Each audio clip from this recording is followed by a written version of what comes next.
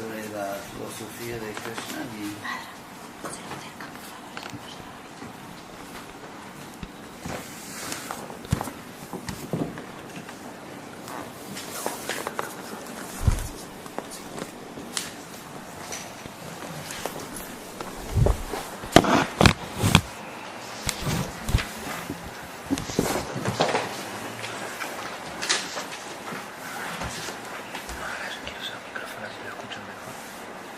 ¿está bien?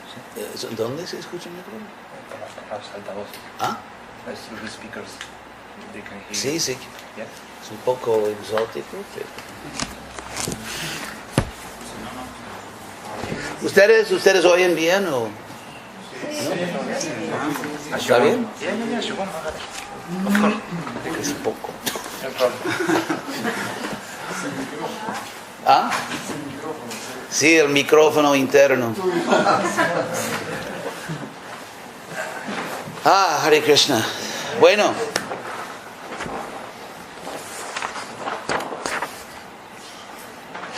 Vamos a leer del capítulo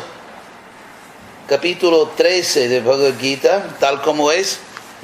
Bhagavad Gita presentado por Srila Prabhupada. En el capítulo 13, entre 18 capítulos, Krishna introduce una nueva terminología para acercarnos a nosotros a una verdad importante de otro ángulo, se puede decir. Entonces Krishna dice, en este capítulo, Arjuna empieza.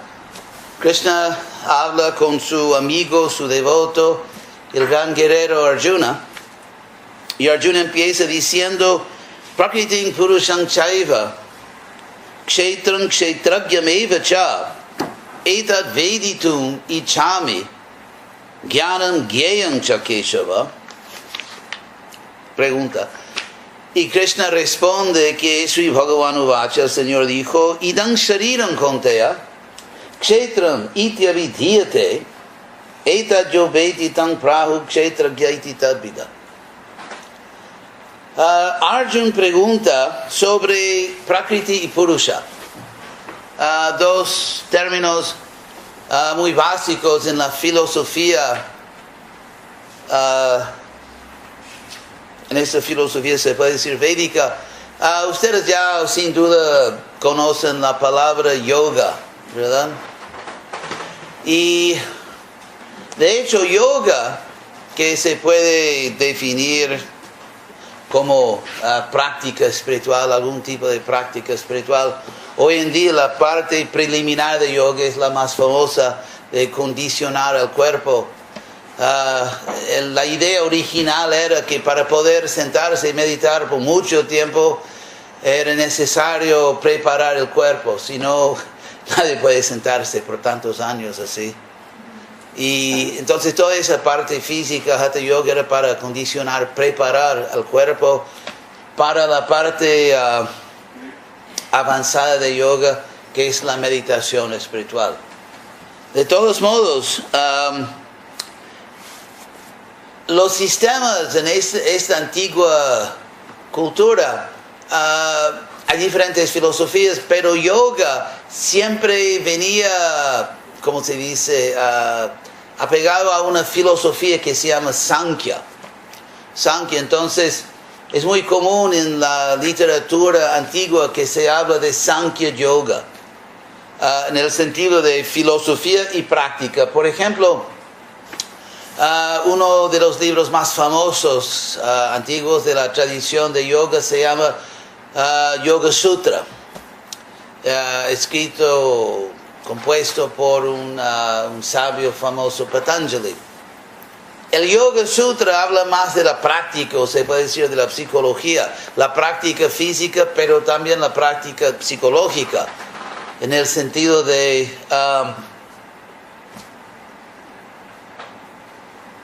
poder fijar la mente en un objeto espiritual.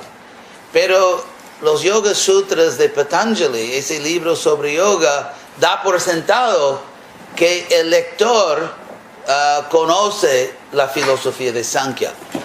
Y entonces voy a explicar algo sobre eso, porque esa filosofía es la base conceptual que define el propósito, el porqué de la práctica de yoga. La palabra Sankhya, que se puede traducir como filosofía en el sentido de filosofía y práctica, Sankhya Yoga. La palabra Sankhya viene de dos elementos semánticos, términos gramáticos, que son San y Kya. San significa completamente, como por ejemplo en español todavía tenemos ese san en español, una forma griega de sin, como por ejemplo síntesis, ¿verdad? O sea, síntesis significa el tesis completo, ¿verdad? Tesis, antítesis, síntesis. Entonces ese griego sin es sánscrito san, como Sankirtan, o en este caso Sankhya, y Kya es narrar o describir. Entonces Sankhya también es la palabra sánscrita que significa número, y en el sentido de, ¿cómo se dice en español? Enumerar, ¿eso es español? Sí. Entonces la idea y Sankhya, de la palabra Sankhya, el concepto es de enumerar o entender o identificar a todos los elementos básicos de la realidad. Por ejemplo, el alma o el yo, la persona. Porque hay filosofías que dicen que tú, como persona individual, que no eres básico, en el sentido que la personalidad se puede, ¿cómo se dice?, disolver analíticamente primero y después por meditación. O sea, se puede entender que la persona no es real, que realmente hay otros elementos más básicos, y cuando se combinan se crea la ilusión de que existe una persona, y a través de la meditación se disuelve esta compuesta que se manifiesta como la persona. Las buenas noticias aquí son que eso no es el caso. O sea, no es necesario que te disuelvas y que salga otra cosa impersonal. El hecho, como se explica en Bhagavad Gita, es que tú, yo, nosotros, la persona es fundamental. O sea que tú eres básicamente y eternamente una persona consciente. Una persona consciente, individual, libre. Tantas guerras, ¿verdad? En la historia del mundo, tantas guerras por la libertad. Entonces, tantas personas ya se murieron tratando de conseguir la libertad por nosotros. ¿Por qué renunciarla? Porque si uno renuncia a su identidad como persona espiritual eterna, si no eres una persona no tienes libertad, porque son las personas que escogen, que deciden, que aman, que son amadas.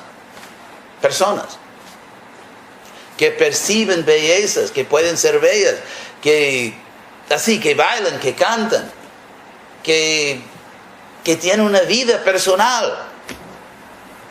Entonces hay meditaciones, hay líneas místicas en todas partes del mundo, no es de una tradición u otra. Desde el comienzo de la historia se puede decir que podemos observar personas que trataban de argumentar o decir que no somos personas, que eso es una ilusión, tenemos que encontrar algo más profundo. Pero eso no dura.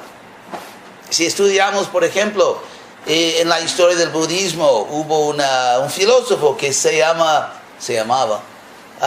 Nagarjuna, en la India, porque la India nació, el budismo nació en la India y después migró hacia el oriente. Y tal vez el filósofo más famoso budista se llama Nagarjuna. Era un monje y trataba de comprobar, trataba de mostrar que esa sensación, esa percepción, esa idea de que eres una persona es una ilusión. Y él escribió libros muy técnicos y sofisticados, filosofía, pero en el mundo budista de ese entonces la gente se asustó un poco con eso. Porque y esa línea, digamos, de budismo no tuvo mucho éxito por un tiempito, y lo que surgió como más popular entre los muchos tipos de budismo, porque es una variedad enorme en la historia del budismo, el tipo de budismo que sobresalió se llama Yogacara, o sea, de comportarse según la práctica de yoga, porque la gente, el público quería algo más personal. Y si observamos a través de la historia, los místicos, los filósofos que tratan de acabar con la vida personal, nunca sobreviven históricamente. Es como, ¿cómo se dice en español? En inglés sería... no importa. Porque es artificial. Una cosa artificial no dura. Como hay un escritor inglés del siglo XIX, Oscar Wilde, que escribió piezas de teatro muy famosas. Y él dijo que tienes que ser tú mismo. Todas las otras personas ya están tomadas.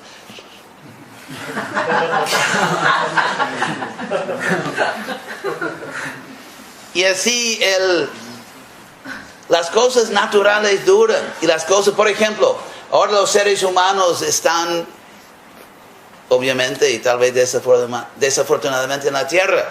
Y se ve como los seres humanos, muchos de ellos están acabando con la Tierra. Pero hay un dicho, en español sería como un juego de soccer, que la naturaleza patea por último. En el sentido que después de todo podemos casi acabar con la tierra, pero si no nos comportamos, si no nos arreglamos, la naturaleza acaba con nosotros.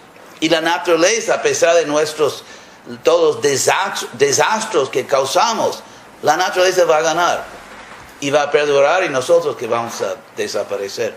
O sea que las cosas naturales duran, las cosas artificiales no pueden. Y por eso se ve en la historia del mundo, en el budismo, en todas las religiones del mundo, tradiciones místicas que trataron de acabar con la persona y no consiguieron, porque es artificial. Es artificial. Somos personas. Entonces, pero ¿cuál es el problema? O sea, queremos ser felices. Podemos imaginar, todos podemos imaginar una felicidad bien más allá de la felicidad que realmente tenemos. Todos podemos imaginar relaciones más interesantes que tal vez la relación que se tenga. Todo el mundo, por ejemplo, si uno tuviera el poder de cambiar la cara, el cuerpo y crear el cuerpo y la cara de tus sueños, la mayoría de las personas harían por lo menos algunos pequeños ajustes.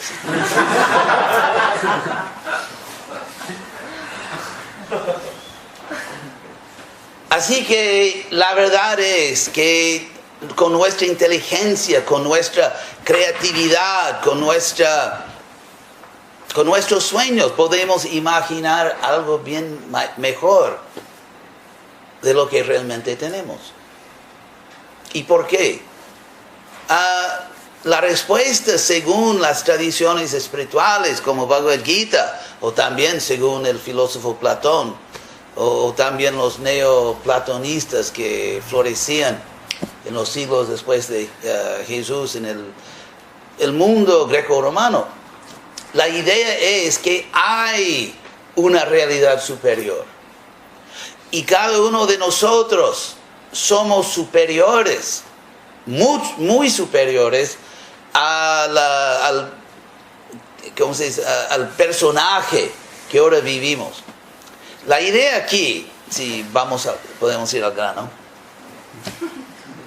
es que, y es lo que Krishna explica aquí, volviendo a nuestro producto que estamos vendiendo aquí, que lo que Krishna explica, americano, ¿qué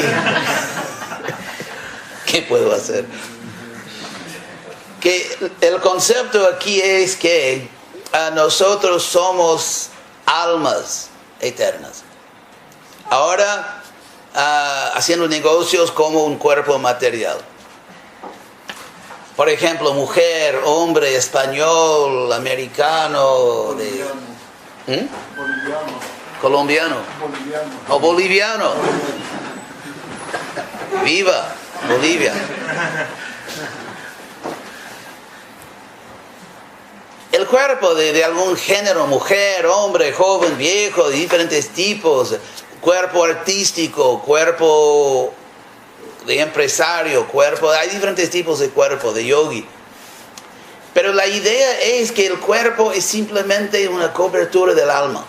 Eso es lo que Krishna quiere explicar aquí. Y hay pruebas, eso no es simplemente una teoría, un sueño. Hay pruebas concretas, contundentes, se puede ver que nosotros obviamente no somos el cuerpo.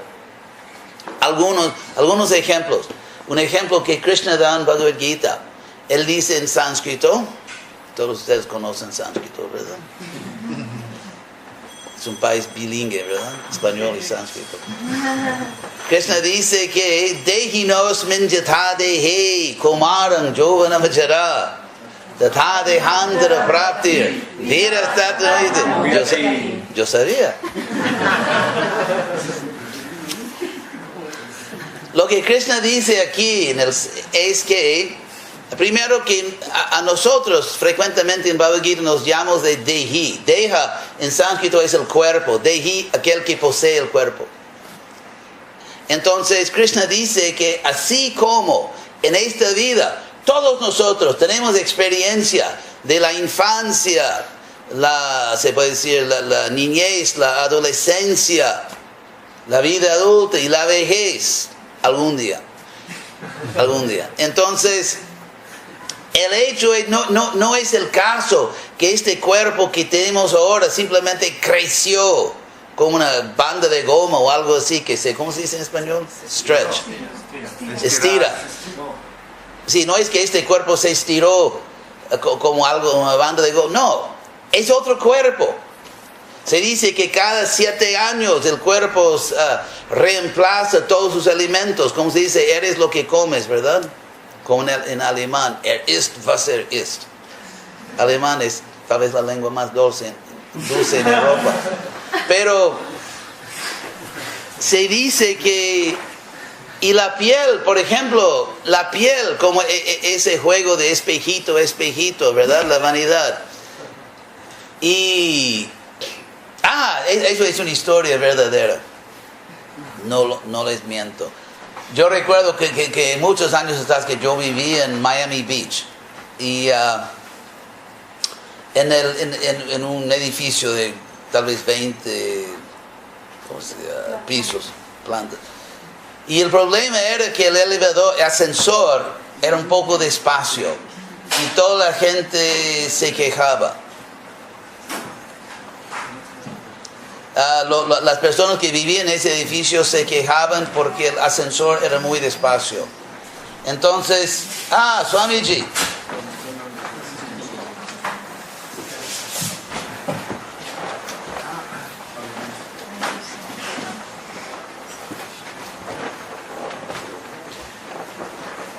era un ascensor que andaba muy lento, las personas se quejaban. Entonces los dueños del edificio investigaron el precio de cambiar el ascensor, era súper caro, y de repente una buena idea que gastaron muy poco dinero y resolvieron el problema. En todas las paredes del ascensor pusieron espejos. Y todo el mundo se fascinaba tanto que nadie se daba cuenta de la velocidad del ascensor.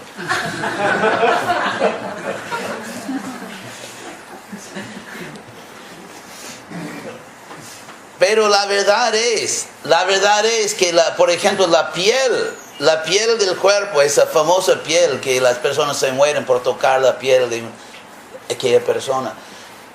Y esa piel se reemplaza cada 2 semanas. Así que la cara que ves o la piel que tocas es otra piel. Cada 2 semanas es otra piel. Y tú puedes dividir tu edad por 7 y sabrás cuántas veces ya te has reencarnado. Literalmente, carne. Entonces, la pregunta si hay reencarnación no es una pregunta, porque cada 7 años nos reencarnamos.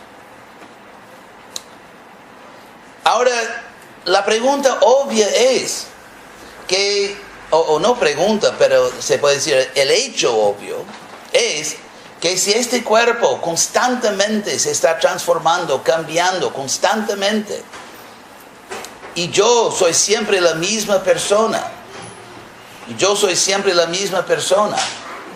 es simplemente imposible que yo sea el cuerpo. Es la lógica más sencilla. Un niño puede entender. A y B. A se cambia constantemente, B es siempre lo mismo, A no es igual a B. Es muy sencillo. Así que, según Bhagavad Gita, el propósito de nuestra vida es de buscar a nosotros mismos. ¿Quién es la persona que era un bebé, que era un niño, que era un adolescente, que es un adulto? ¿Quién es esa persona? Y se puede estudiar todo lo que hay en todas las bibliotecas del mundo, pero si no se entiende a sí mismo, hay un problema serio.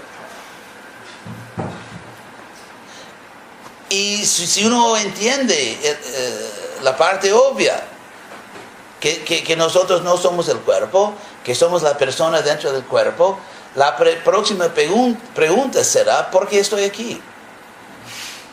¿Por qué estoy aquí? No solamente en Madrid, pero en este universo. ¿Cómo es que entré en este universo? ¿Y por qué? ¿Cómo y por qué? ¿Y a dónde iré? Y cuando viene la muerte, si yo ya sobreviví tantas reencarnaciones en este cuerpo, ¿qué me pasa cuando salgo de este cuerpo? ¿A dónde voy? Esas preguntas son las preguntas importantes, esenciales. Lo demás es lo demás. Así que en Bhagavad Gita, Krishna nos enseña sobre eso. Y así como, si queremos entender, por ejemplo, en el campo de psicología, una pregunta típica, cuéntame, el psicólogo dice, siempre tienen voces muy insoportables. Y el psicólogo, por ejemplo, puede decir que, cuéntame con tus palabras. ¿Amabas a tu madre? ¿Crees que tu madre te amaba y tu padre? ¿Y cómo? Así, o sea, estoy jugando un poco, pero la idea aquí es que las cosas tienen su historia. Por ejemplo, España. Si alguien llega aquí al tiro, uno llega en España y no entiende nada de la historia de España. Por ejemplo, el hecho de que España hacía parte de la alianza de Cartagena, ¿verdad? Los cartagenos. Cartaginenses. Y ahora ese imperio que ahora es Túnez. La ciudad de Túnez, que era un gran imperio que competía con los romanos y por más de 100 años, una serie de guerras para determinar quién iba a controlar el Mediterráneo, es decir, controlar, digamos, el mundo interesante para ellos. Y España hacía parte de eso, que luego Roma ganó, que hubo un emperador romano que vino de España, y después la caída del imperio romano, todo lo que sucedió aquí, las invasiones de las tribus germánicas y todo eso, y obviamente después la invasión de los moros y los dos reinos de España, la reconquista, todo eso, ¿verdad? O sea, hay una historia que es muy interesante. Y luego ahora estamos aquí, el siglo XX, que tal vez mejor olvidar. Y aquí estamos en España, se ve la arquitectura, la historia, la lengua, la naturaleza del pueblo, los conceptos, los valores y todo eso. España tiene una historia. Y así mismo como España tiene su historia, el alma tiene su historia. O nosotros como seres humanos tenemos una historia. Y no es posible, inclusive antes de casarse, a veces es muy importante, muy bueno conocer la historia de la persona. Y qué piensan sus amigos, ¿verdad? Porque si toda la familia dice, no, él está loco. O que sí, en esa familia hay un problema con locura. O sea que es muy importante entender la historia de las cosas. Y así mismo, el alma tiene su historia. ¿De dónde venimos? ¿Por qué estamos en este mundo? ¿Por qué estamos tratando de disfrutar de la materia? ¿A dónde deberíamos de ir? Y finalmente hay un principio de lógica que la causa está presente en el efecto. Por ejemplo, si hay un accidente, ¿cómo se dice? De tránsito. Tráfico. Sí, y hay una regla de no mover los vehículos, ¿verdad? Y el punto es muy sencillo. Porque los investigadores, la policía y hasta más importante los agentes de seguros, ¿verdad? Quieren estudiar así la posición de los vehículos el efecto revela la causa. O por ejemplo, cuando se hace estudios microbiológicos tratando de curar alguna enfermedad y se empieza con el efecto y se analiza yendo para atrás. Si tenemos ese efecto, una enfermedad, ¿cuál sería la causa? Y los eventos, si estudiamos la naturaleza del tiempo, los eventos suceden en una dirección del pasado o del presente hacia el futuro, pero el análisis procede en el sentido contrario, del presente hacia el pasado. O sea, se invierte la secuencia del tiempo y así se analiza en cualquier ciencia, en cualquier campo de investigación humana. Asimismo, nosotros somos efectos de una creación. Y mismo en el Renacimiento que empezó en Italia, que se decía que, porque antes del Renacimiento de cultura básicamente, se decía que solo hay un libro autorizado, un libro importante en el mundo, que es la Biblia. Pero con el Renacimiento se empezaba a decir que no, que Dios nos dio dos libros, la Biblia, pero también el libro de la naturaleza.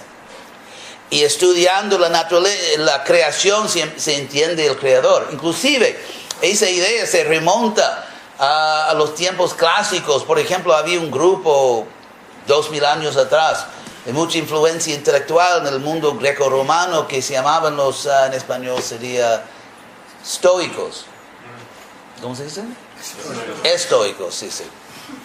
En español, ST requiere un E. Adelante. Entonces, los estoicos, que tenían un concepto muy interesante, que era más o menos la filosofía del logos. Una palabra griega, logos, de la cual tenemos palabras como lógico, la lógica, o por ejemplo, antropología, fisiología, todos los logías vienen de esa palabra logos. Y la idea era que logos es una, ¿cómo se dice? Una lógica, un raciocinio, una estructura, digamos, racional, y que el logos existe primero en la mente de Dios. Eso era la idea. Que el logos existe primero en la mente de Dios, el Creador. Y por lo tanto, cuando Dios crea el mundo, Él, ¿cómo se dice?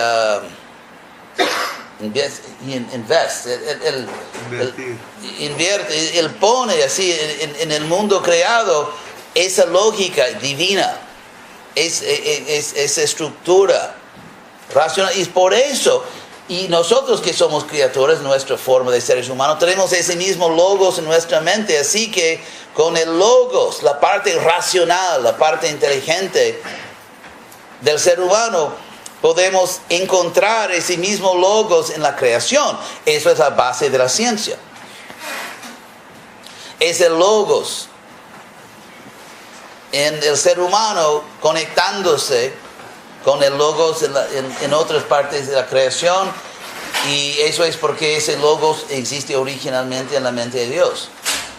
Es muy interesante que hace aproximadamente 900 años atrás, un escritor, más o menos en la parte occidental de Turquía, escribió un libro tratando de promover un nuevo movimiento religioso, un movimiento que luchaba para, ¿cómo se dice?, atraer a personas educadas e inteligentes y no solamente la clase trabajadora.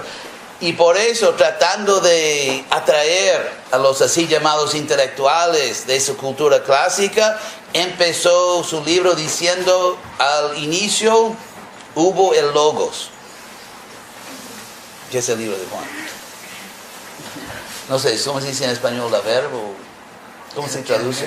Sí, el verbo, pero en el griego es, al inicio hubo el logos.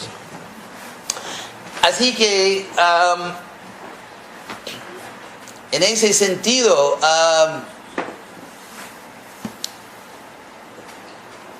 con ayuda, o sea que esa combinación, por ejemplo, si uno quiere hacerse médico, estudia, pero también hay profesores, hay un motivo por el cual para... agua. No, está bien. Mi ex zona de GBC por un vaso de agua.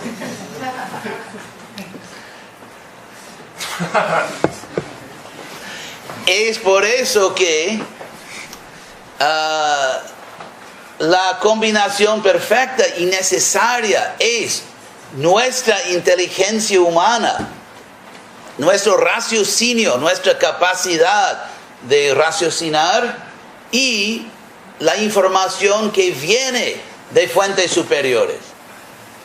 Por ejemplo, hay un dicho común en inglés, tal vez en español también, que no hay que reinventar la rueda, que la rueda ya fue inventada. Entonces, imaginan, si cada generación echó al fuego todo el conocimiento del pasado y empezó de nuevo como hombres de caverna, ¿verdad? De entender el mundo, sin fuego, sin nada.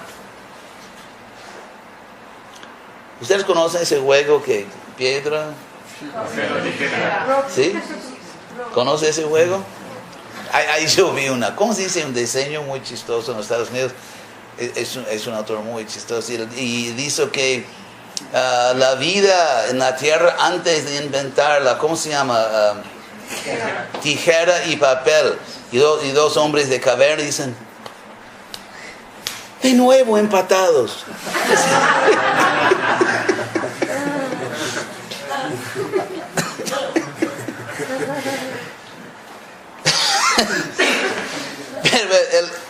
El punto aquí es que cada generación no puede empezar de nuevo.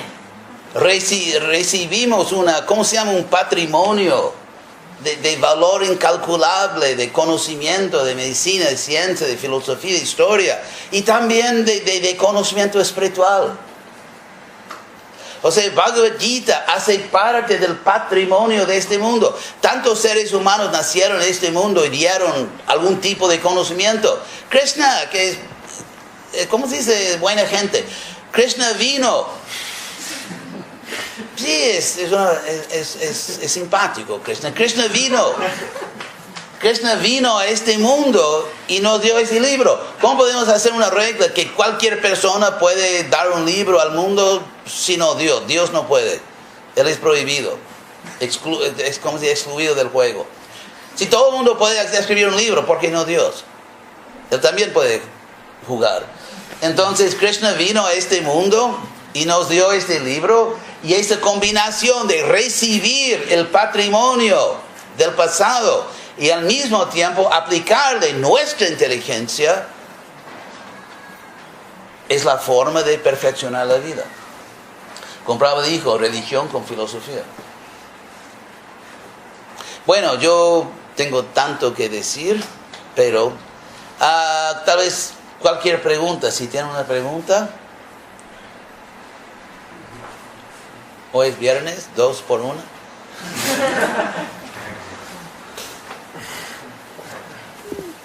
Me paré de repente, sí. Lo primero, agradecerle a usted y a sus acompañantes que nos visiten. Teníamos muchas ganas de... Un placer. Es muy interesante, Madrid. Bien. La pregunta que le quería hacer es que ha hecho una exposición muy interesante de la filosofía básica de este movimiento espiritual. Y justo ahora se cumplen 50 años de la llegada a Occidente de Srila Prabhupada, Sí. que introdujo estos mismos conceptos. Y parece claro que la sociedad tiene un sentimiento de, por lo menos en España, pero parece que en el mundo, de que las cosas deben cambiar, ¿no? que como usted ha dicho, nos estamos cargando el planeta, las familias, la sociedad se está degradando muchísimo. Y la pregunta es, ¿cómo cree usted que esta filosofía puede ayudar de una manera práctica a que estos problemas se... Sí, primero, gracias, primero nosotros tenemos que ser prácticos. Porque una filosofía práctica en las manos de los imprácticos es inútil. Como por ejemplo, en el mundo hay una ciencia médica, pero si no hay un médico, eso no ayuda a nadie. Si uno está enfermo, Sarah, vino de California. Hey, do you understand Spanish? Come on in. Ella tampoco está armada. 2 americanos en la misma sala, ¿verdad? No armados. Que, Hare Krishna. Sí. Una ciencia sin un científico no ayuda a nadie. Y si queremos hablar, claro que queremos hablar de Prabhupada. Yo tuve el honor, el placer de pasar bastante tiempo con Prabhupada. Y Prabhupada mismo ¿cómo se dice? Puedo contar una historia. Estoy un poco, ¿cómo se dice?, receloso porque yo salgo como muy bueno en la historia. Pero en el año, ¿cómo se dice?, 70. El año 70, cuando yo tenía, Dios mío, menos 6 años. 6 años antes de nacer. Ya era miembro del movimiento Hare Krishna. Pero sí, en el año 70, yo llevaba como 7 meses, ¿cómo se dice? Encarcelado. Internado en el movimiento Hare Krishna. Yo llevaba 7 meses. Y salió el libro Isa Upanishad. Y fue el primer libro que salió en ISKCON con el sánscrito, todo el sánscrito enmarcado así para poder pronunciar todo eso. Y yo quedé tan extático que le enseñaba a los devotos. El Prabhupada escuchaba sobre lo que yo hacía, predicaba. Y así como los otros me contaron, Prabhupada dijo, ¿quién es ese muchacho? Prabhupada dijo que él tiene un cerebro trascendental. Así que Prabhupada pidió que yo fuera a hablar con él. Y fui, también dijo lo mismo mi madre. Mi madre fue a ver a Prabhupada. Y Prabhupada es tan diplomático. Le dijo todo lo que ella quería oír. Tu hijo es muy inteligente. Y ella empezó a decirle a Prabhupada, sí, cuando estaba en la escuela sacó buenas notas y no sé qué. Pero después en el año 74, perdón que estoy contando historias en que yo salgo muy bien, pero hay un punto aquí que no es solamente mi vanidad. Que en el año 74 hacía falta un GBC, un director para la zona de América Latina. Porque siempre hay un problema, porque el GBC, el cuerpo que gobierna ISKCON, siempre como se daban el título a una persona, pero nunca fue a América Latina. Un director de América Latina nunca había ido a América Latina. Entonces, en 74 se reunieron los directores, GBC, y tenían una lista de nombres, no sabían quién podía. Entonces, Prabhupada me nombró a mí personalmente. Y dijo que sí, él es.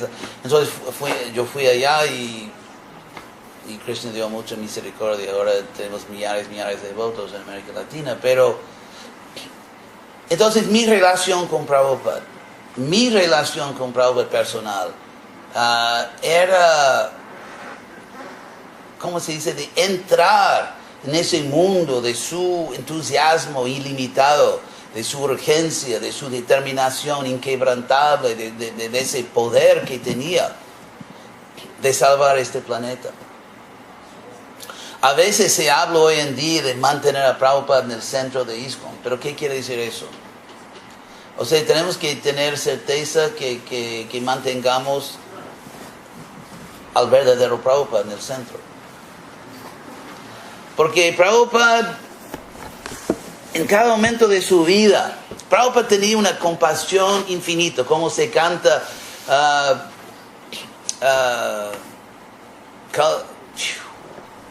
¡qué oxidado! Vaishnavebhyo namo namaha. Vancha kalpatarubhyascha kripa sindhubhyaiva cha. Que los Vaishnavas, los devotos, son océanos de misericordia. Océano en sánscrito es una forma poética de decir limitado. Entonces, Prabhupada tenía una agilidad, una determinación. Prabhupada estaba determinado a ayudar a este planeta. Entonces podemos observar en la vida de Prabhupada que él trataba tantas estrategias así externas, prácticas, tratando de llegar al pueblo. Y muchas veces no funcionaba. Por ejemplo, él estuvo en la India y él quería mostrar o enseñar en la India sobre su propia cultura antigua, pero la India solo quería saber del occidente. Entonces nadie le daba atención, nadie le escuchaba. Entonces Prabhupada trató, mismo en la India, trató de abrir un centro en una ciudad, Jhansi, y no funcionó. Entonces él fue a Delhi, trató de repartir una hoja, Bhakti-Gata, y eso tampoco. Prabhupada veía que la cosa no está realmente creciendo, que a esa velocidad no llegamos nunca. Entonces alguien le dijo, ¿por qué no publicar libros? Fue a Vrindavan, tradujo el primer canto del Bhagavatam, publicó libros con mucho esfuerzo, con mucha lucha. Decidió ir a los Estados Unidos. Eso ya fue un cambio, porque en su generación, todo el mundo que pensaba en llevar esta filosofía al occidente iba únicamente a un lugar, Londres. Porque Prabhupada pasó los primeros 51 años de su vida en el Imperio Británico. Prabhupada pasó mucho menos que la mitad de su vida como indiano. Entonces todo el mundo iba a Londres, pero Prabhupada entendía que después de la Segunda Guerra Mundial el mundo se había cambiado. Tal vez se olvida ahora, pero por ejemplo 100 años atrás Europa era en todo sentido el centro del mundo. Por ejemplo, casi 80-85% de las transacciones bancarias internacionales pasaron por Europa. La tecnología, la ciencia, las humanidades, o sea, las ciencias humanas, el poder militar, influencia política, influencia cultural, en todo sentido, el centro del mundo era Europa, en todo sentido.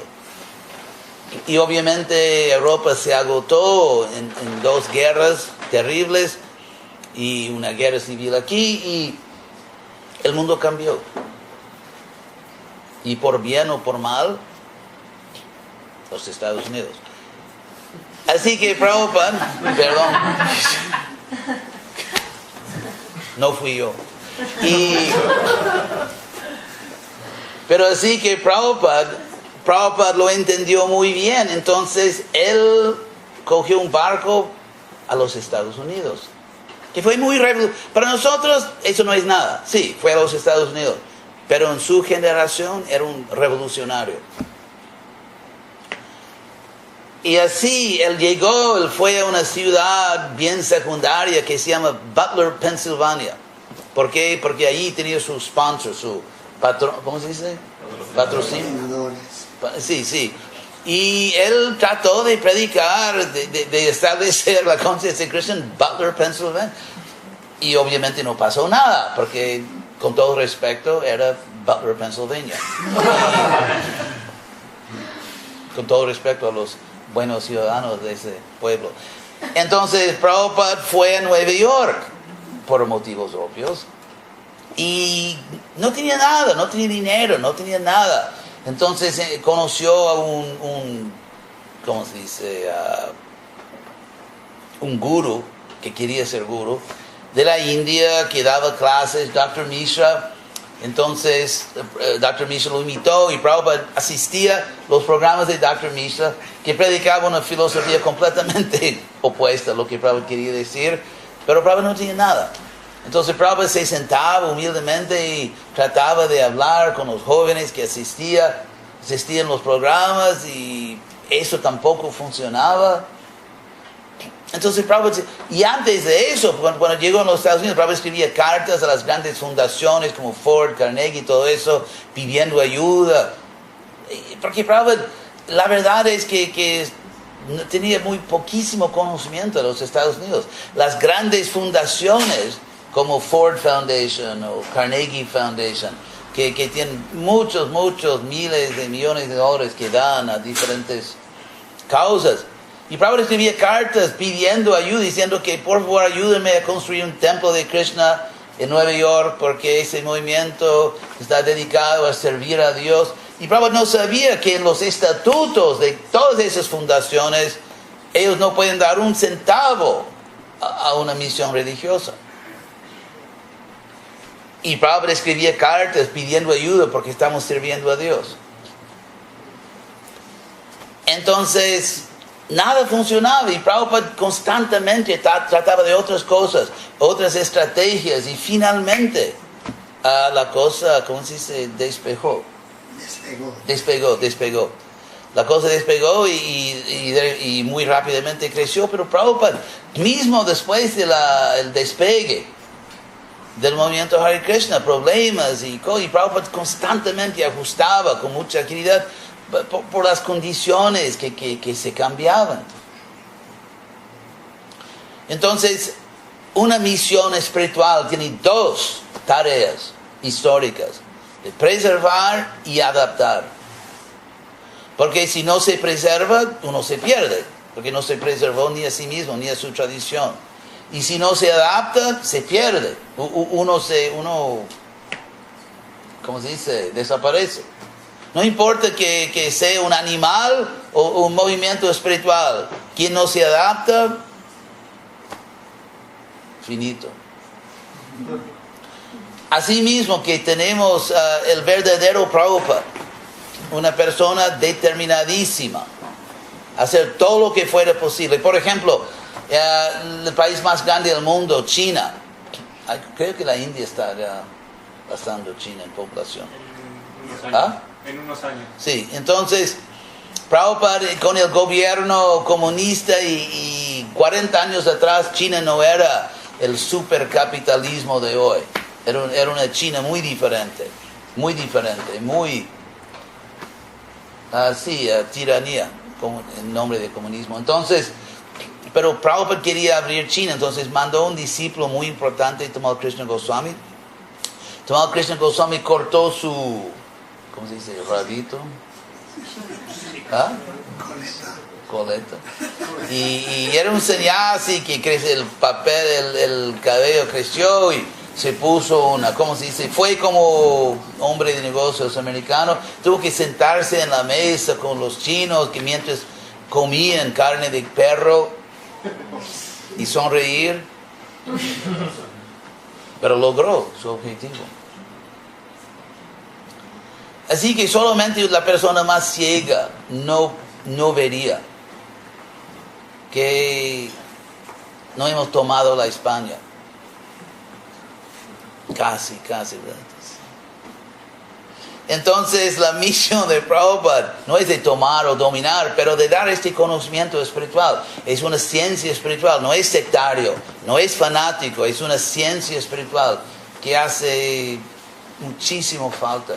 Entonces nuestro desafío en 2015 no es de predicar un mundo que paró de existir hace 40 años, sino tenemos que encontrar la manera de comunicarnos con el pueblo español aquí en España. Obviamente España, como cualquier país, tiene su lenguaje cultural. Hay lenguajes así de lengua y hay lenguajes culturales. Tenemos que encontrar la manera de comunicarnos. Si uno llega aquí en España hablando, digamos, ¿cómo se dice? Polaco. Buena suerte. Aquí se habla español. Entonces, así como hay que hablar la lengua del país, hay que hablar la lengua cultural de cada país. Si no, nosotros no estamos comunicándonos. El mensaje no es que somos indianos, tú también puedes ser. Eso no es el mensaje. El mensaje no es de ser indiano. El mensaje es de ser un alma. De conocerse y comportarse como alma, no como indiano. Y yo creo personalmente, cuando conseguimos pasar ese mensaje, Festival del Alma, que tendremos éxito. Eso es porque mi opinión está basada en la historia del mundo, la historia de las religiones, la ciencia social. Es simplemente, no es que quiero que sea así, simplemente es así. Sí. Maharaj, hablando de lo que usted dice de la adaptación, Prabhupada dijo que los libros van a ser los códigos de leyes para los próximos. Se dice que Prabhupada dijo, no, eso no es documentado. Ah, sí. Entonces, ¿a qué se refiere eso? O sea, los libros tienen que también... El primer punto es que eso no está documentado. Empezamos ahí. O sea, en ese sentido... Obviamente los libros de Prabhupada no son libros de, ¿cómo dijo? Códigos de... Códigos de leyes, ¿no? No, pero obviamente, por ejemplo, no se puede leer los libros de Prabhupada y entender cómo regular contratos de seguros. O tantas leyes técnicas y prácticas, ¿verdad? O sea, ¿cuál es el castigo para robo? ¿Cuál es el castigo para... O sea, lo que Prabhupada da son principios culturales. En ese sentido, sí, los libros también, ¿se podría hacer alguna adaptación, alguna... O sea, Los libros son filosofía.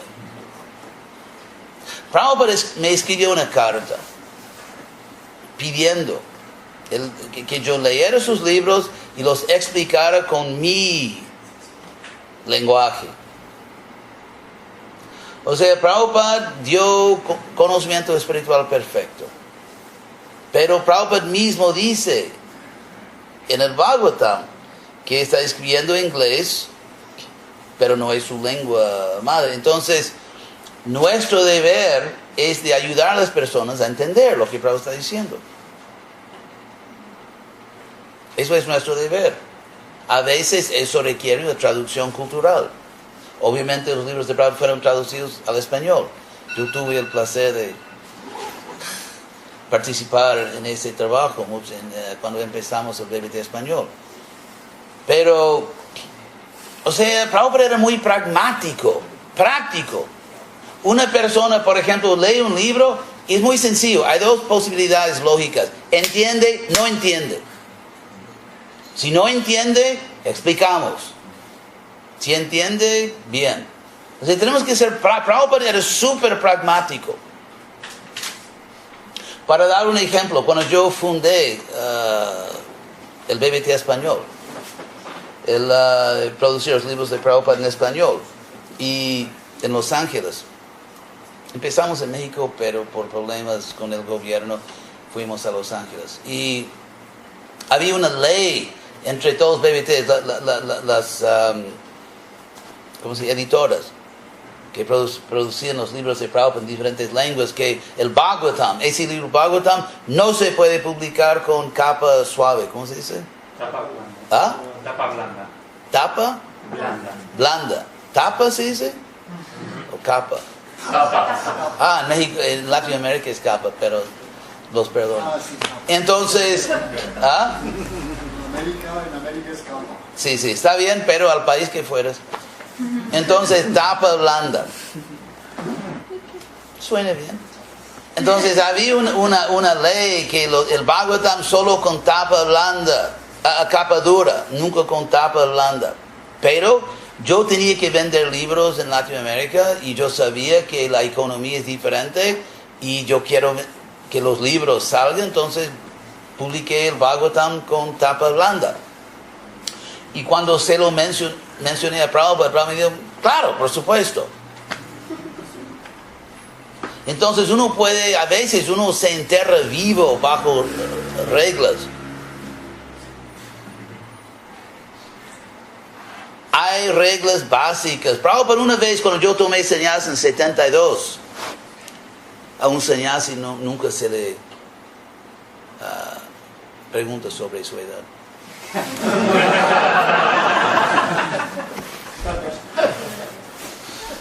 Pero cuando tomé sannyasi en 72, Prabhupada me escribió una carta diciendo, por favor, no presenta la conciencia de Krishna como reglas.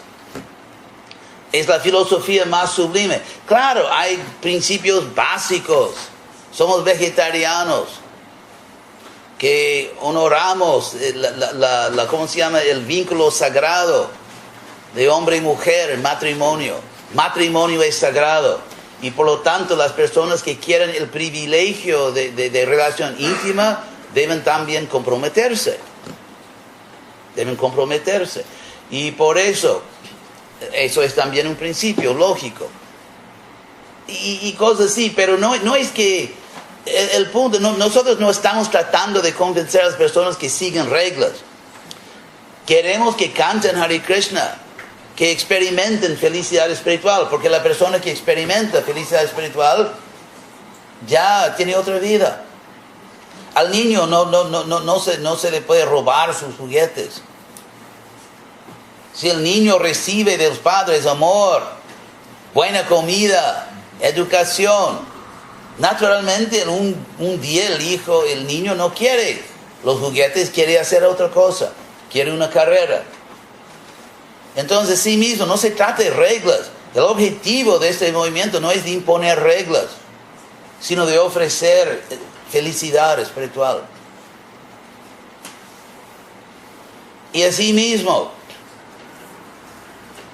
la meta de este movimiento no es de cambiar la cultura externa. España tiene su cultura. Obviamente en España, como en cualquier país, hay, por ejemplo, comidas típicas de bondad, como decimos en Bhagavad Gita, de pasión y de oscuridad, como en todos los países del mundo, como en la India.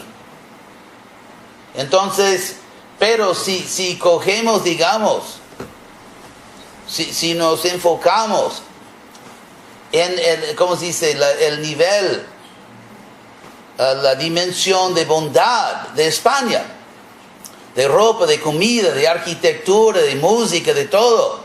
Hay un mundo de sattva guna, de bondad en la cultura española. Y hay un mundo ignorante, un mundo de pasión, como en todas partes del mundo. Entonces, España ya tiene cultura. España ya tiene bondad. Falta Krishna. Falta únicamente la ciencia de Krishna. Y el concepto de que falta todo, tenemos que simplemente arrojar la cultura española y indianizar a este país. Es un sueño trágico.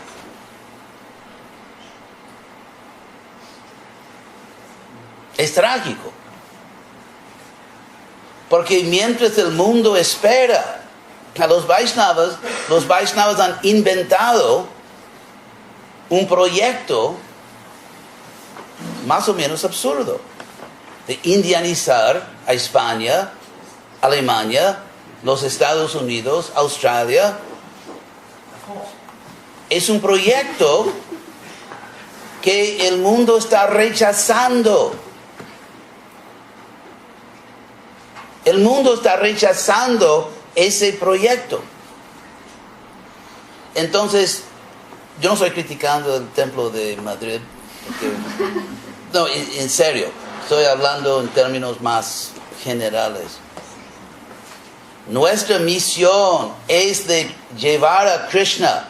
Nuestra misión es de enseñar una ciencia espiritual.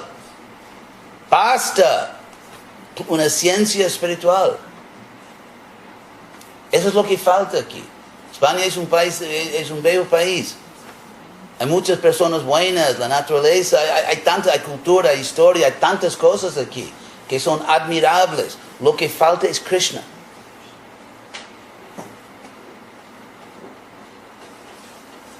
Y yo creo, personalmente, es mi manía, que cuando los Vaishnavas se concentran únicamente en enseñar una ciencia espiritual, que el mundo aceptará. Sí. Une question en français. Oui, oui. Qui parle français? Tu es français? Ah, sacre bleu. Je peux répéter en français? Oui, mais lentement, s'il vous plaît. S'il te Voilà, plaît. merci d'être ici. J'ai plein de questions à vous poser, mais l'une des questions qui me vient à l'esprit, avec votre expérience, c'est comment faire pour garder la conscience de Krishna Oui. jour après jour après jour, après 10 ans, 20 ans, 30 ans, 40 ans dans la conscience. Oui, Il n'est pas enthousiaste, oui, oui. pas bien. Un bon demande. ¿Entiendes español, verdad? No, pero no sé. Ah, oui. Je veux répondre en espagnol. Pero la pregunta también. Ah, la pregunta, sí, claro. ¿Cómo te llamas? Rasala. Rasala. Rasala preguntó cómo podemos mantener la conciencia de Krishna día tras día, año tras año. Muy sencillo. Uno tiene que realmente seguir a Prabhupada. Realmente seguir. Porque hay un fenómeno muy famoso en ISKCON, muy famoso en el tiempo, es que cuando Prabhupada partió de este mundo, había muchos devotos que súper apegados a la persona física de Prabhupada, los anécdotas, las historias, sí, que Prabhupada hizo eso, era tan simpático y no sé qué, y estaban muy apegados a la presencia física de Prabhupada, las historias de Prabhupada. Y cuando Prabhupada se fueron. Muchos de ellos, casi, no quiero decir todos, pero ¿cómo se dice? Una tentación. O sea, claro que todavía aman a Prabhupada, todavía recuerdan a Prabhupada, todavía creen en Krishna, pero en términos de servicio activo, dinámico, de dedicarse, como se dice en América, chao bella. Entonces, y es muy interesante porque Prabhupada siempre enfatizaba servicio en separación. Él siempre decía, no sé si se dice todavía, él decía que en sánscrito hay dos palabras, vapu y vani. Vapu significa el cuerpo visible y vani el mensaje. Y hay que servir el mensaje. Entonces yo, con mi relación con Prabhupada, Prabhupada siempre me empujaba así de salir y hacer algo práctico. Y yo servía a Prabhupada con ese espíritu. Claro que era joven, quería llevarle trofeos, como abrimos tantos templos en Latinoamérica o algo así, o distribuimos tantos millones de libros, pero sin embargo, ese espíritu de, como por ejemplo en la historia de España, en ciertos siglos, en los años 1500 y todo eso, los, ¿cómo se dice?, conquistadores, infelizmente tenían ciertas fallas de carácter, pero como la tendencia a masacrar grandes números de personas y robar toda su riqueza. Aparte de esos problemitos. Por lo menos se puede ver, qué coraje tenían. O sea, de que querían aventura, que tienen coraje, de eso no hay duda. Entonces, si podemos así sacar la parte desagradable, pero ese espíritu de coraje, de aventura, de conquistar, de descubrir nuevos mundos, eso era Prabhupada. Y de encontrar la manera, de no parar, de no descansar, que no se encontrara la manera de cambiar el mundo. Como esas películas que el mundo se va a acabar en 18 horas y obviamente la única esperanza de este planeta, bueno, era Bruce Willis. Y él ya salvó el planeta y Tom Cruise también tantas veces salvó el planeta, entonces ya están un poco viejos para salvar el planeta con sus brazos. Pero así tantas películas, Bruce Willis estudia Bhagavad Gita de Prabhupada, un detalle, pero así, esas películas de que el mundo se va a acabar y hay 18 horas y las personas, ¿qué podemos hacer corriendo y tratando cualquier cosa para salvar el planeta? Y es interesante, por eso que la gente, ¿cómo se dice?, compra tickets. Entradas. Sí, entradas, porque las películas son populares, porque entonces cada uno de nosotros debe ser la estrella de nuestra propia película. En el sentido de que sí, el mundo tiene problemas serios, ya sabemos, o sea, cómo el mundo está mal y todo eso, ya eso se ha explicado 1000 veces o 1,000,000 de veces, pero ¿por qué no tener el coraje, ese espíritu de aventura y tratar de salvar el planeta? Y eso era el espíritu de Prabhupada, y Prabhupada, esa urgencia que lamentablemente no se ve siempre hoy en día. Es urgencia, ese espíritu. Entonces los devotos que estaban muy apegados a participar en esa aventura con Prabhupada, se les fue mejor cuando Prabhupada se fue. Así que ahora que estamos celebrando el, ¿cómo se llama? 50th anniversary. El 50 aniversario. 50 aniversario. Que vamos a glorificar al Prabhupada, a ese Prabhupada que tiene tanto coraje, tanta determinación, tanta agilidad estratégica. ¿Por qué no glorificar al verdadero Prabhupada? Y uno que se apega a ese Prabhupada no se cae.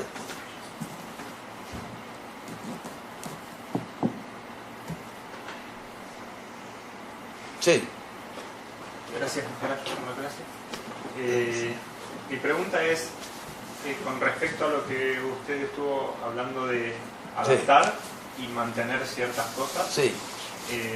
¿Cuál sería, digamos, la base como para entenderlo, verdad? Ok, ¿Qué, sí. ¿Qué es lo que tengo que mantener? Sí. ¿Y qué es lo que puedo adaptar? Buena pregunta. Yo creo que si lo estudias bien, hay 3 cosas que Prabhupada dijo que no se puede cambiar. Que son nuestra filosofía, nuestra práctica espiritual y el, ¿cómo se llama?, marco institucional, la estructura que Prabhupada creó de ISKCON, que tenemos que trabajar juntos como un equipo. Entonces, esas 3 cosas no se pueden cambiar. Pero otras cosas sí se pueden cambiar, según nuestra filosofía. La parte superficial.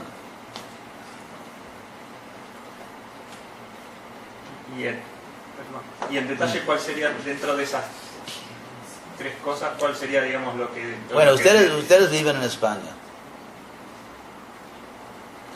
Y yo creo que tenemos que presentarnos al pueblo español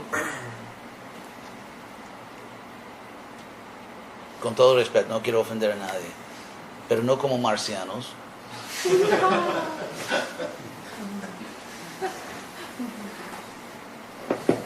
Piedosos,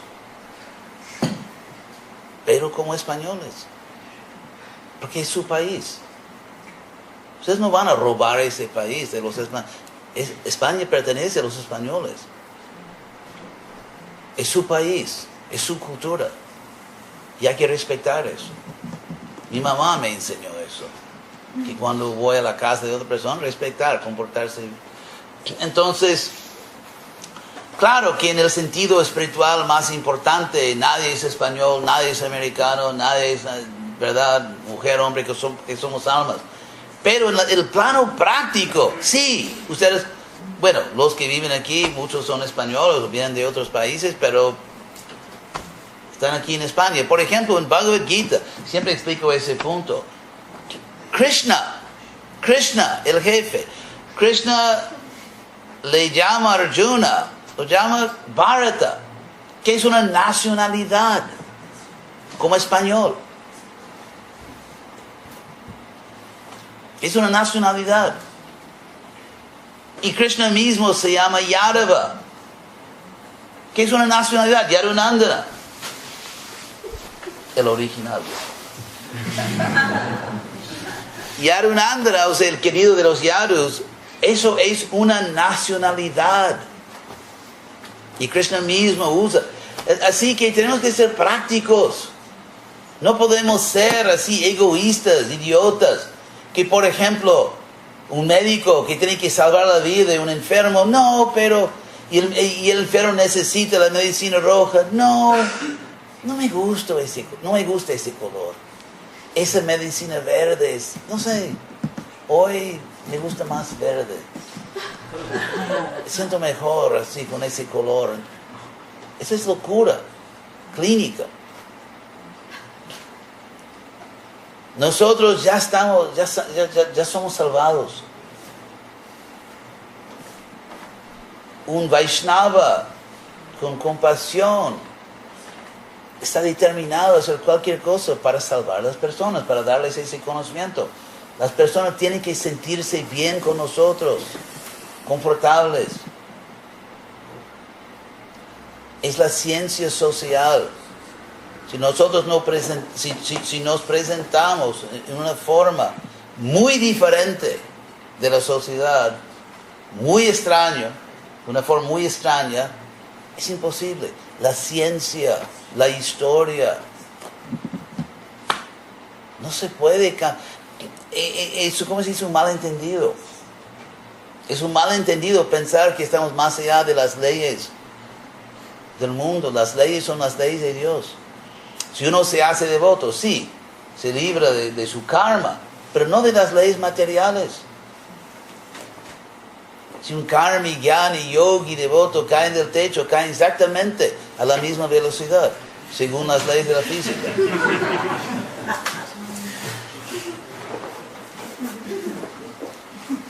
Y si estudiamos la historia del mundo, la historia de las religiones, la ciencia social, es simplemente un hecho, y como se dice, no matan al mensajero. Es simplemente un hecho que un grupo dentro de una sociedad que quiere convencer a la sociedad no puede crear un muro alto entre ellos y la sociedad. No puede presentarse en una forma tan exótica, tan diferente y pensar que todo el mundo va a llegar a ellos. Eso no sucede, no va a suceder.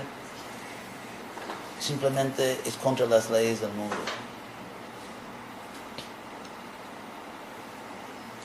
Manteniendo nuestra filosofía, nuestra práctica espiritual, nuestros principios y nuestra institución, tenemos que encontrar la manera de ser parte de ese país. Y no siempre un mundo aparte. Si estamos en otro mundo, no vamos a salvar este mundo.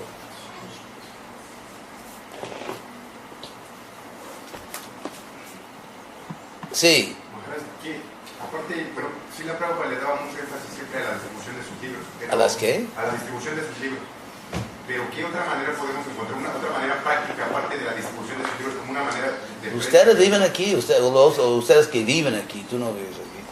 Pero ustedes que viven aquí son inteligentes, yo confío en su inteligencia. ¿Qué hacen otros grupos? Hay tantos grupos que tienen éxito, grupos políticos, sociales, educacionales, culturales, religiosos. Tantos grupos en España que consiguen llegar al pueblo. Sean prácticos, inteligentes, creativos. Sí. En España tenemos un dicho, un refrán, que se dice que el mundo gira y nosotros giramos con él, no las personas que están en el mundo. Entonces es un hecho que Prabhupada también giraba con el mundo. Yo eso, por ejemplo, lo he podido percibir, me sorprendió hace poco, estaba releyendo el primer canto del Bhagavatam y leía acerca del sistema de Varnashram Dharma que Prabhupada presenta en ciertos comentarios el primer canto del Bhagavatam. Sí. Pero luego si, por ejemplo, te vas posteriormente a diferentes charlas, conferencias, el sistema que presenta Prabhupada, por ejemplo, de comunidades y todo esto es muy diferente a lo que está presentando en el primer canto del Srimad Bhagavatam. Entonces mi pregunta es, ¿cómo cree usted que se ha vivido esa evolución que tuvo Prabhupada en su pensamiento dentro de nuestro propio movimiento? Sí, es un punto muy interesante. Un punto es que Prabhupada estuvo en un mundo muy diferente de hoy. En el final de los años 60, el comienzo de los años 70, era un mundo muy diferente. Y los jóvenes querían ser muy diferentes, muy friki, ¿entiendes? Y las comunidades utópicas eran populares. Es muy diferente ahora. El mundo es muy, muy diferente. Entonces Prabhupada aceptó un cierto estilo que tenemos, porque funcionaba. Y si en cierto momento histórico el mundo cambia, cuando tenemos que girar o cambiar con el mundo. Así que la historia de la vida de Prabhupada mismo, después de desarrollar es de constantemente ajustarse a la realidad. Por ejemplo, es famoso que en la India Prabhupada paró el Harinam. ¿Por qué? Porque el pueblo indiano entendía mal. Porque en la India, en ciertas regiones de la India, si uno sale a la calle y canta con mridanga y kartals, es un mendigo de clase baja. Y el público nos veía así. Así que, tenemos que entender dónde estamos. ¿Cuál es la cultura aquí? Nuestro deber no es de cambiar todo en España, es de dar Krishna. Como Prabhupada dio ese ejemplo que en los Estados Unidos, cuando llegó y quedó muy impresionado con tantas cosas en los Estados Unidos, y él dijo que hay tantas cosas impresionantes aquí, porque él venía de la India, y dijo, pero todas esas cosas impresionantes son ceros sin el uno de Krishna. Pero Prabhupada dijo, con el uno de Krishna se crea un número muy grande, con tantos ceros. Infelizmente hay devotos que se olvidan de su matemática de la primaria. Porque, por ejemplo, si tienes el número 1000 y le pones más un cero, ese cero vale 9000. El próximo cero vale 90,000. El próximo cero 900,000. El próximo 9 millones. El próximo, ¿entienden?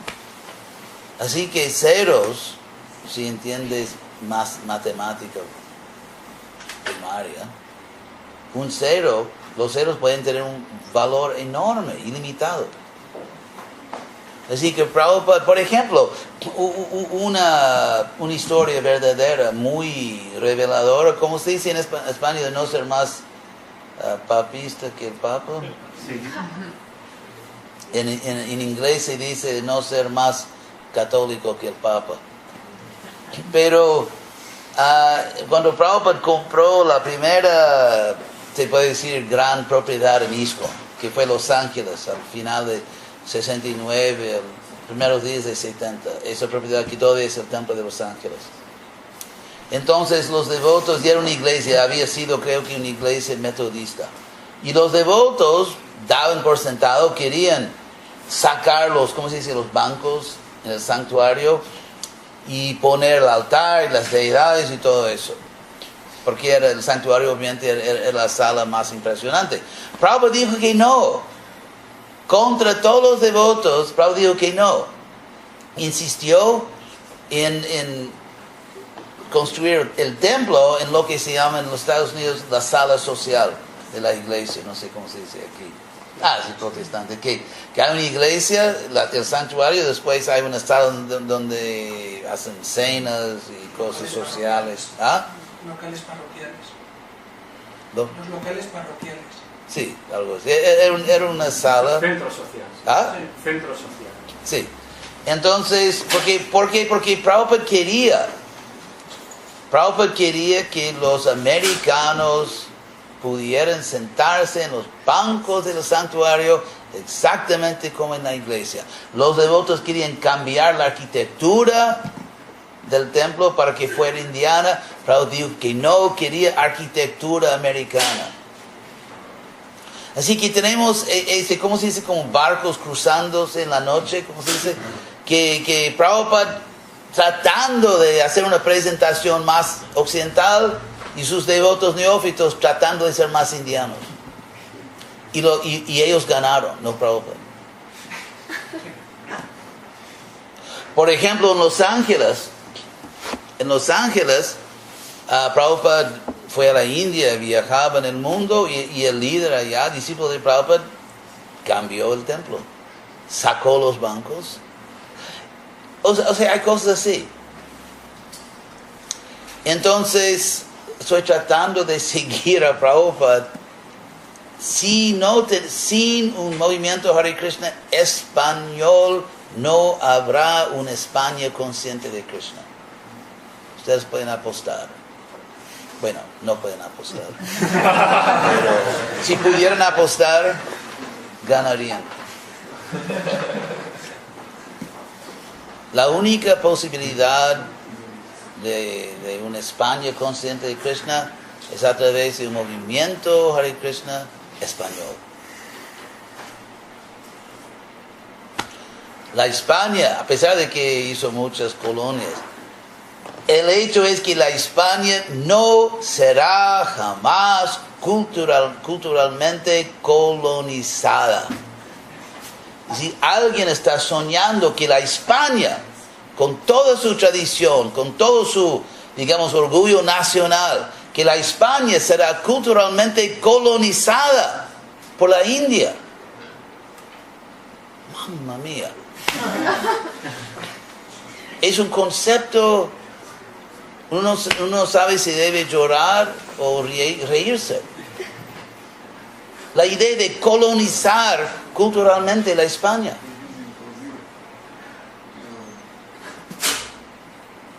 Lo que se puede ofrecer a España es lo que la España siempre acepta: una nueva ciencia. España es un país actualizado, moderno, y cualquier ciencia, puede ser médica, puede ser de computer, puede ser de transporte, cualquier nueva tecnología válida, ciencia, se acepta aquí. Pero de ser colonizado culturalmente,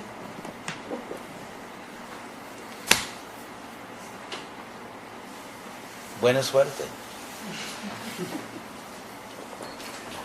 Sí. Creo que decir para jugar el... No sé si se dice en español la mujer del diablo, de abogado. ¿El qué? ¿Abogado del diablo se dice? Sí, no. Abogado del diablo. ¿Qué decir cuando alguien dice que la cultura hace parte de esta ciencia espiritual? La cultura que Krishna promueve en Bhagavad Gita es la cultura de bondad, no cosas étnicas. La cultura que Krishna promueve es la cultura de bondad, comida de bondad, de vestirse de una forma virtuosa. Música de bondad, es la bondad que Krishna recomienda, no una tradición étnica. Rupa Goswami da todos los principios básicos de Bhakti Yoga. Qué pena que se le olvidó de mencionar todas las cosas como ropa y eso y lo otro. Qué pena que no sé, estaba distraído, se le olvidó. Y también en Chaitanya Charitamrita, Krishna's Kaviraj se olvidó de nuevo y qué pena, ¿verdad? Es una cosa tan importante y no están las escrituras, no está... Sí, monsieur, qu'est-ce qu'on peut faire pour toi, pour vous? When I hear about preaching, like you... Yes. Of course it's very beautiful and inspiring to know that. I have the feeling that we live in two different worlds. My example is I am in temple since 6 years now. And then when we speak about preaching, when we speak about so many beautiful things, but don't you think the first preaching must be amongst ourselves? Because we have to give a good example in order to preach. It's not so much the words that's important, but our behavior. There are also cultural walls. Also. Él dijo que no tenemos que arreglarnos a nosotros mismos, ¿verdad? No solamente predicar a los otros, pero también nous arranger. ¿Ah? Sí, claro que tenemos que comportarnos bien, como por ejemplo, como vestirnos bien, como caballeros, como señores, damas respetables, pero el avance espiritual, cuando tú realmente, y predica no es una cosa de reglas, o sea, si hay 1000 devotos, hay 1000 maneras de predicar, pero el hecho es ese espíritu, ese entusiasmo, es la base del avance espiritual. Porque si uno no está predicando, ¿por qué arreglarse? Porque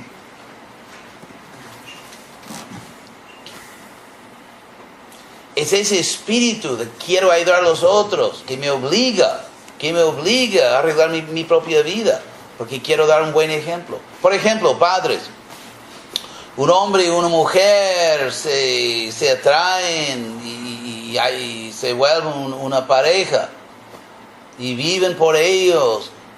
¿Qué quiere hacer? No sé, ¿qué quieres hacer tú? Pero cuando hay un niño, cuando nace un niño, todo es diferente. Porque si los padres son serios, ¿verdad? Si los padres son, digamos, civilizados y son cuerdos, cuando hay un niño, el niño es el centro de la vida. Todo se hace, por ejemplo, si vive un cierto barrio, porque hay buenas escuelas para el niño o la niña, se hace todo. Los padres trabajan, hacen todo para el bienestar del hijo. ¿No es cierto?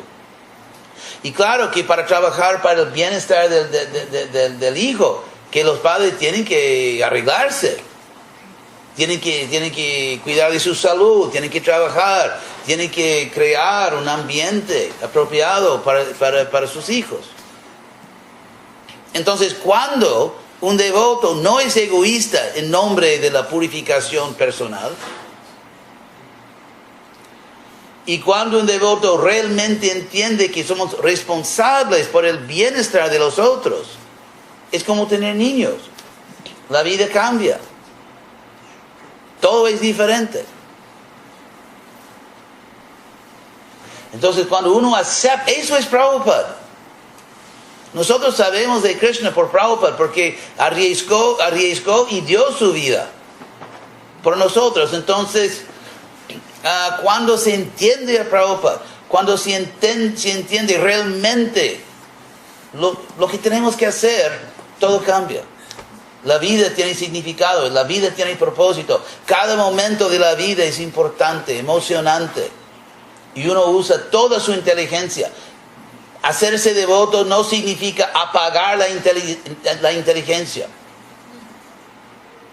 Cuando Krishna dice tantas veces en Bhagavad Gita que tienes que dedicar tu inteligencia a mí. Hay un mundo ahí afuera, hay un mundo perdido. Aquí estamos con este conocimiento tan precioso. ¿Cómo es que nos comunicamos? ¿Cómo podemos convencerlos? ¿Cómo podemos hacerlos entender? Como Prabhupada siempre decía que el mundo moderno es un cuerpo sin cabeza. Pero el otro problema es que los devotos son una cabeza sin cuerpo.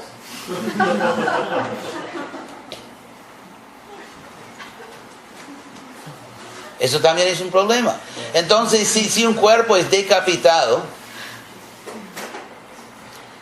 no es el cuerpo que va a encontrar la manera de juntar la cabeza al cuerpo. Cuerpos no piensan, cabezas piensan. Así que somos nosotros que tenemos la responsabilidad de actuar como cabeza. El mundo no tiene cabeza porque no hay una cabeza. Y los que debían ser cabezas se encantan con cosas étnicas y exóticas en vez de pensar seriamente en cómo llegar al pueblo. Sí, señora. Perdón que estoy un poco militante, pero eso es Prabhupada, ¿no? Prabhupada me lo hizo. Bueno, yo me casé no por fuego, ¿verdad? Porque no entendía esta cultura, pero me casé con un devoto. Y nosotros nunca en casa obligamos a nuestras hijas a hacer rondas, nunca le contábamos nada. Solamente sí que, claro, las criamos con devotos, ¿no? Con Veladez Prabhu, estuvimos viviendo en comunidades en el campo y demás. Qué sorpresa ahora que mis hijas son las que verdaderamente me han enseñado a mí qué puede ser este movimiento y hasta dónde puede llegar. Mi hija, la segunda, en la universidad, preparó un trabajo en inglés del Ayurveda. Habló de Prabhupada y bueno, o sea, pero ella lo hizo desde su corazón, nadie le dijo nada. Y fue reconocida con respeto y sacó una buena nota, por eso le dieron una beca. Bravo. Mi hija ¿Está aquí su hija? Sí. ¿Dónde? ¡Hey, Hare Krishna! Es la nueva generación, ¿no?, de la cultura Vaishnava. Cada vez que los hijos de devotos vienen a los puertos de Prabhupada, vienen con un conocimiento científico. Los padres nunca dan vergüenza a los hijos, ¿no? Eso nunca sucede. Toda una revolución, dice que todo el mundo hizo palmas y todo. No, es que nos pidieron hacer una presentación sobre alguien a quien admirásemos y yo la hice sobre Srila Prabhupada. Y entonces me vestí con sari y hice una presentación oral delante de mucha gente y luego todos mis compañeros de clase me preguntaron, querían libros, se interesaron y yo no lo hice con ninguna intención, yo solo quería dar a conocer. Muy bien hecho. Pero desde un punto de vista más científico, como se ha hablado. Sí, muy bien hecho. Y de una forma natural, ¿no? Con alegría. Sí. Prabhupada siempre decía que los hijos de los otros son, Prabhupada siempre dice, la esperanza futura. Sí, la esperanza. Y luego tengo a Nadia. ¿Dónde? ¿Dónde está la otra? Nadia.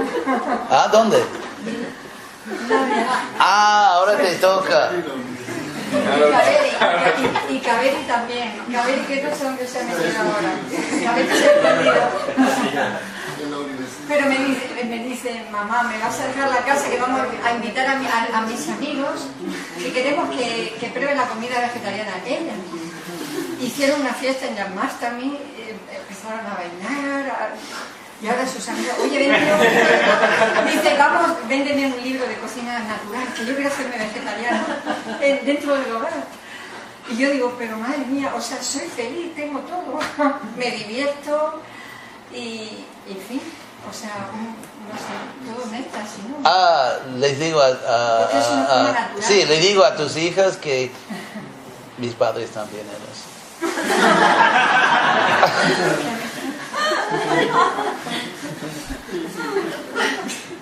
Bueno, gracias a todos y Hare Krishna.